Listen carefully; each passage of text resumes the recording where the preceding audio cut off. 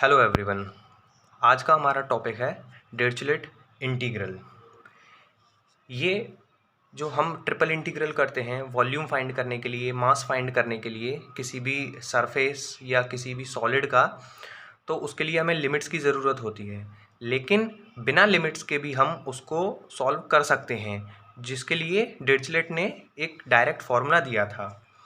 तो हम जानेंगे कि डिरिचलेट इंटीग्रल फार्मूला क्या होता है, जिसको हम अपने इंटीग्रल्स में, ट्रिपल इंटीग्रल में, डबल इंटीग्रल में डायरेक्टली यूज़ करेंगे। तो वो होता है ट्रिपल इंटीग्रल वॉल्यूम के लिए v is x raise to l minus one, y raise to m minus one and z raise to n minus one dx dy dz। ये हमारे वॉल्यूम होगी। अगर इस फॉर्म में है तो इसकी वैल्यू डायरेक्टली आएगी gamma l gamma m gamma n upon gamma l plus m plus n plus one. इस तरीके के अगर फॉर्म में हमारा इंटीग्रल है तो उसकी डायरेक्टली वैल्यू हम इस तरीके से सॉल्व करके लिख सकते हैं। लेकिन इसमें एक कंडीशन है कि x plus y plus z is equals to one होना चाहिए, इक्वल्स टू और लेस देन वन होना चाहिए, जहाँ पे x greater than equal to zero, y greater than equals to zero और z greater than equals to zero. ये इसकी कंडीशन है। अगर ये कंडीशन सेटिस्फाइड है और ये फॉर्म बन रही है तो हम डायरेक्टली इस इंटीग्रल को सॉल्व करने के लिए फॉर्मूला लगा सकते हैं। अब हम अपने डिरिचलेट इंटीग्रल फार्मूला पे एक क्वेश्चन करते हैं, जिसमें हमें इवेलुएट करना है आई दे रखा है volume integral x raise to alpha minus one, y raise to beta minus one, z raise to gamma minus one, d x d y d z in first octant, यानी कि पहले ऑक्टेंट में of sphere की equation दी है x square plus y square plus z square equal one with coordinate planes. यानी कि हमें इस आई को इवेलुएट करना है ये जो स्फीयर बनेगा उसके फर्स्ट ऑक्टेंट और कोऑर्डिनेट प्लेन्स के साथ में। अब हम क्या करेंगे, इसमें हम देखेंगे कि हमें जो आई दे रखा है और जो हमें इक्वेशन दे रखी है, पहले आई को लिखेंगे सॉल्यूशन में alpha minus one, y raise to beta minus one, z raise to gamma minus one, d x d y d z. हमें कंडीशन क्या दी है, x square plus y square plus z square equals to one. अब जब coordinate planes के साथ में करना है हमें और फर्स्ट ऑक्टेंट में, तो x हमारा ऑब्वियसली ग्रेटर देन ज़ीरो होगा, y भी ग्रेटर देन ज़ीरो होगा और z भी ग्रेटर देन ज़ीरो होगा। तो अब हमें यहाँ पे दिख रहा है कि डिरिचलेट इंटीग्रल वाली इक्वेशन जो है, हमारा फॉर्मूला है, वो बन रहा है।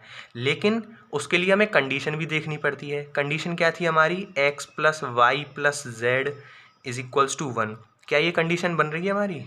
नहीं बन रही है, क्योंकि यहाँ एक्स स्क्वायर है, वाई स्क्वायर है, जेड स्क्वायर है। हमें चाहिए x plus y plus z equals to one. तो हम क्या करेंगे, इसको पहले ट्रांसफॉर्म करेंगे उस x plus y plus z equals to one की फॉर्म में। इसके लिए हम क्या करेंगे कि let x square equals to u, मान लीजिए हमने एक्स स्क्वायर को यू मान लिया, तो एक्स की वैल्यू क्या आ जाएगी, अंडर रूट यू। इससे डी एक्स क्या आ जाएगा, one upon two u raise to minus one by two d u. Similarly y square को हमने वी माना, तो वाई की वैल्यू आ जाएगी अंडर रूट वी, तो डी वाई आ जाएगा हमारा यहाँ से one upon two v raised to minus one by two d v. ऐसे ही जेड स्क्वायर को हम डब्लू मान लेते हैं, तो यहाँ से z की वैल्यू आएगी अंडर रूट डब्ल्यू और डी जेड आ जाएगा one upon to W raise to minus one by two D W. अब इस सब को हम अपनी इक्वेशन नंबर वन में पुट कर देंगे। अब हमारी इन तीनों वैल्यूज़ को इस इक्वेशन में पुट करेंगे तो आई हमारा क्या बन जाएगा, ट्रिपल इंटीग्रल वी एक्स की जगह पे यू की power one by two and alpha minus one, v की जगह पे one by two sorry y की जगह पे v की पावर 1/2 एंड बीटा -1, और w की जगह z की जगह पे w की पावर 1/2 गामा -1, और dx dy dz की जगह भी हम रख देंगे इसी में ही। dx की वैल्यू आई थी हमारी 1/2 u रेज टू -1/2, dy की 1/2 v रेज टू -1/2, और z आया था हमारा 1/2 w raise to -1/2 du dv dw, इस तरीके से। अब इसको हम सिंप्लीफाई करेंगे तो i इज इक्वल्स टू आ जाएगा हमारा, इसमें से 1/2 1/2 1/2 यानी 1/8 बाहर आ जाएगा, ट्रिपल इंटीग्रल v u की पावर 1/2 अल्फ़ा -1 और इधर -1/2, तो ये हो जाएगा u की पावर α/2 -1, v की पावर β/2 -1 और w की पावर γ/2 -1 du dv dw, ये 2 है ये। तो अब हमारा ये डिरिचलेट इंटीग्रल के फॉर्म में फिर से आ गया, लेकिन हमें यहाँ कंडीशन लिखनी ज़रूरी होगी, क्योंकि अगर हम कंडीशन नहीं लिखेंगे तो हमें पता नहीं चलेगा कि ये हमने किस फॉर्म में बनाया है, और यहीं पे हमारे 10 में से 6 नंबर तो कट जाएंगे उसी कंडीशन के। तो यहाँ हम लिख देंगे u + v + w = 1 कॉमा लगा के, और u is greater than 0, v greater than 0 and w is greater than 0।